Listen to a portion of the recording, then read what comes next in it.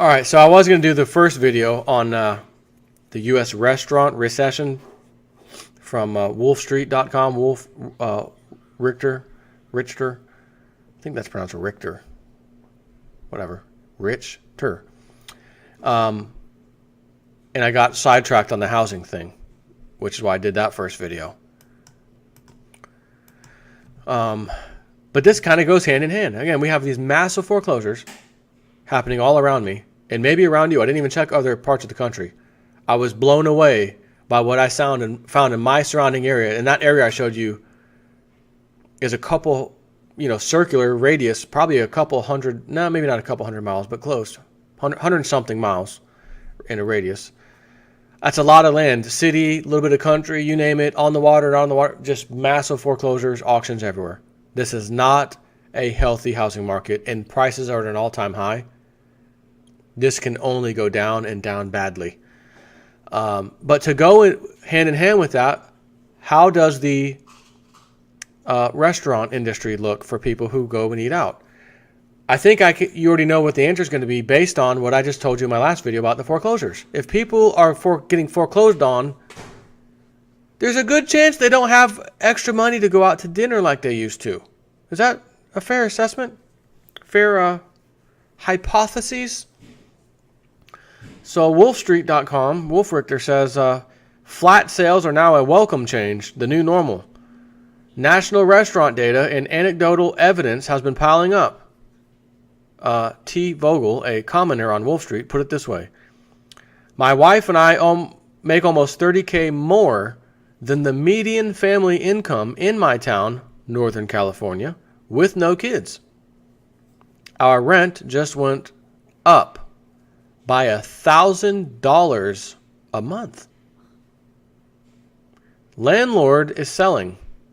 Starter houses are now selling at $500,000.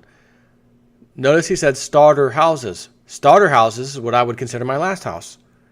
1,500 square foot house. My wife and I, first time home buyers, back in 2003 or whatever the hell it was when we first got the house. Starter house. Built in 1964. I think the house back then was $111,000. Old J Snip 4 and wife, starting our lives together. And we had kids, we had the twins, we got to get out of this house. It's too small. It's a starter house. We knew this. Long story short, we moved. We live in this house now, which is like 2,900 square foot. I'm paying rent here. Beautiful house. Love the house. Nicest house I've ever lived in, by the way. Not used to real nice things in my life. I work hard for my money and, my things, but I'm not rich or anything by any means. But I pride myself in certain things, and I'm proud of this house. So, hey, Evelyn, we've got a nice house now. Our kids are here, a lot of room for everybody. I got my little spot downstairs while everybody's upstairs sleeping right now. I can do my videos. I'm loving life. So starter houses, and I get it. It's California, Northern California. But again, $500,000 for a starter house? What the hell's going on? So he says the comment still goes on, we are not spending a dime more than needed. I plan to skip our weekly night eating out now. Why? Because his rent just went up by $1,000 a month. Ooh. They're not the only ones to skip restaurants. Costs are going up, not just of restaurant meals, but of life in general. Incomes are lagging behind, and consumers, well, what do consumers do? We adjust. That's what they're doing. They're adjusting. That's what a Reuters IPSOS or IPSOS opinion poll of more than 4,200 U.S. adults confirmed today. Oh, wait a minute. The poll actually polled 4,200? Oh, that's right. We're not talking about politics and the liberal left. Reuters polled 1,000 people, or CNN polled 1,000 people today, and Hillary's got a commanding 1,000 people. Get the F out of here. Anyways, 4,200 people were in this opinion poll. 1/3 of the respondents said they were eating in restaurants less often than 3 months ago. The poll was conducted in the second half of January. Of them, 62% cited cost as the primary reason. Restaurant prices have been rising. Well, of course, the people who work at the restaurant owner, their rent just went up $1,000. The housing market's out of control right now, about to crash, but it's at the all-time high. They got to pay these bills, right? Who gets stuck at the bottom? The consumer, the taxpayer, the imbecile, us sheep, who just don't pay attention to anything. Everything's awesome. I have no concerns in the world. Put on my happy face. Talk to myself in the mirror how I'm going to have a good day today. Brush my hair.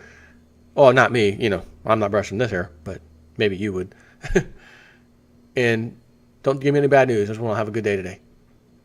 Well, I'm sorry. News is news. Anyways, restaurant prices have been rising. The price index for food away from home, a subcategory in the consumer price index, increased between 2% and 3% every year since 2012. Don't tell my wife that. She doesn't like me eating out every day at lunch. But I said, Evelyn, I work hard for my money. So hot. Okay. In January, it rose 2.4% year over year. Those price increases are cumulative, and they add up after a while. It's not just that eating out is getting more expensive. It's that stretched households are pushed by price increases elsewhere, rent, etc., to divert some of their limited means from eating out to other expenditures. Yet grocery stores aren't reporting blockbuster numbers either. Bob Golden, partner at food industry strategy firm Pentelect, told Reuters, quote, "There's more splintering of the food dollar and the pie isn't growing," he said. "Where you spend has changed more than the amount you spend." The national averages, as seen from the restaurant's point of view, bear that out. In its most recent Restaurant Performance Index, the National Restaurant Association. I got to stop for a second. I can't believe how many associations there are. Homeowners Association, the Clubs Association. There's an association for everything. The National Restaurant Association lamented soft same-store sales and customer traffic readings in December, which kept the current situation index, tracking some store sales, traffic, labor, and capital expenditures, in contraction mode for the third month in a row. 42% of operators said the same-store sales declined year over year. 47% of operators said their customer traffic declined year over year. This sort of data has been coming out for a while. It got to the point where the site TDN2K titled its most recent restaurant industry snapshot, "Flat Sales, Welcome Change for Restaurant Industry in January."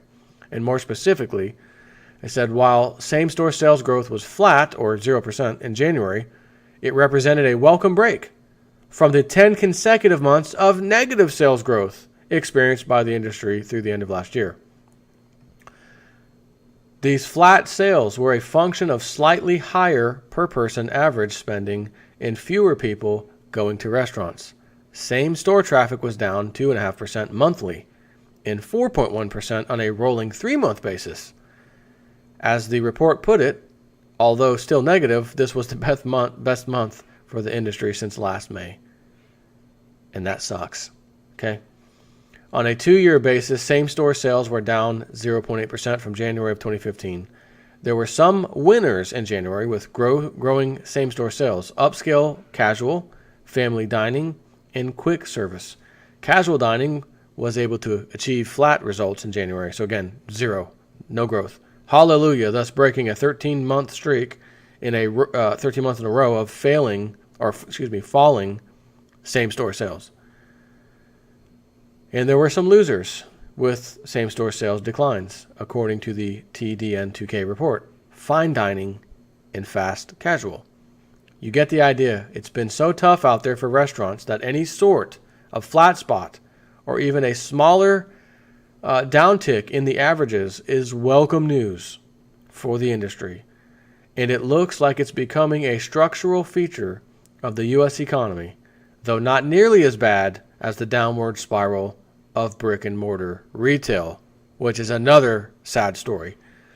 This, of course, contradicts the theory or hopes that millennials, who are said to prefer splurging money on experiences such as eating out rather than on products such as clothes, would pull the restaurant business out of its funk.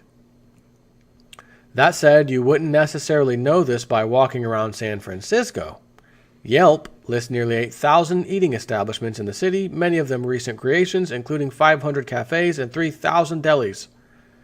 A lot of the places are packed. Some can be impossible to get into on a Friday or Saturday night without a reservation days or even weeks in advance.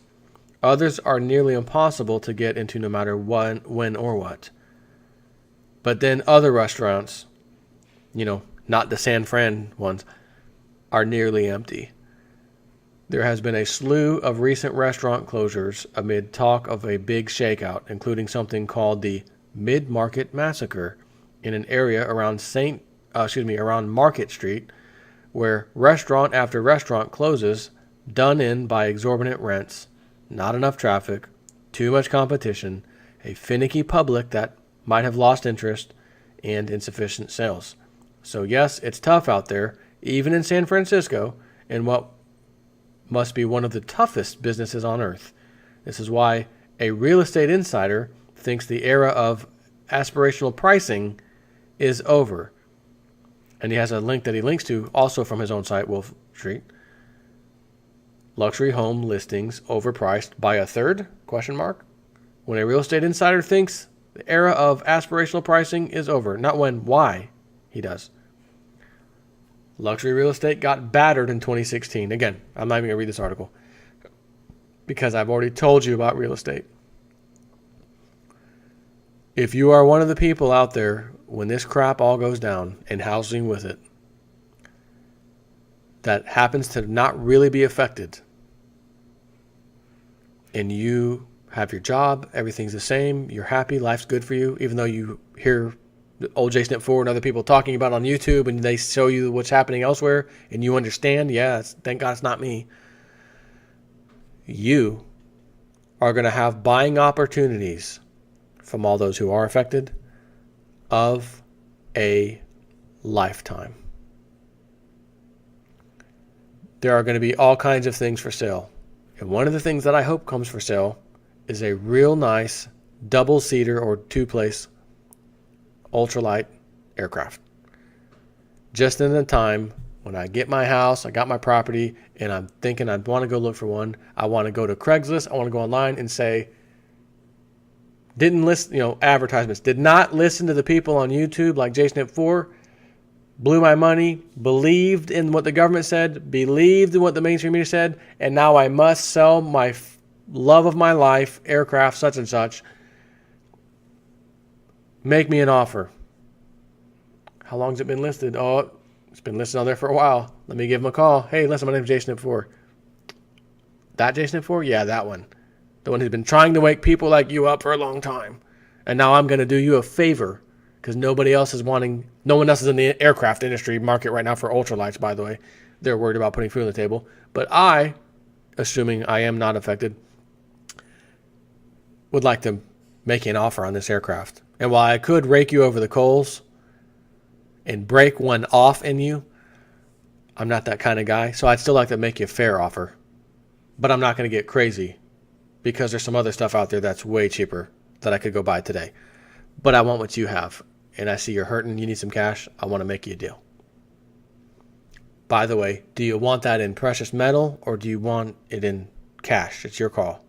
By the way, here's a chart of recent metal movements. Do you want this or do you want cash? And see what he says. Anyways, that's it. On to the next one. Take care.